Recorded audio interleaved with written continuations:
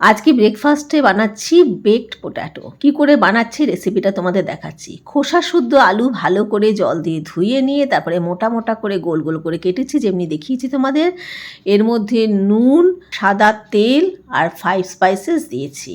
5 spices মানে pizza sizzling, oregano chilli flakes দিতে পারো বা অরিগানো চিলি ফ্লেক্স গোলমরিচ গুঁড়োও দিতে পারো।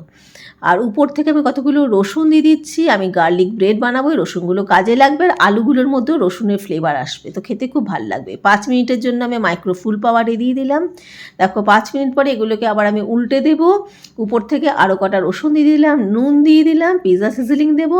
আর এবারে তেল দেবো না, এবারে মাখনগুলোকে ছোটো ছোটো টুকরো করে কেটে কেটে এর মধ্যে দিতে পারো। মাখন দেখো আমি কিউব করে রাখি সব সময়, যাতে ব্যবহার করতে সুবিধে হয়, যখন দরকার তখন বের করে নিয়ে একটা কিউব তুলে নিলেই কাজে লেগে যায়। উপর থেকে দেখো একটু গোলমরিচ গুঁড়ো দিয়ে দিলাম। আবার 3 মিনিটের জন্য এটা মাইক্রোফুল পাওয়ারে দিয়ে দেবো। এখানে আমি 4টে আলুর বানিয়েছি।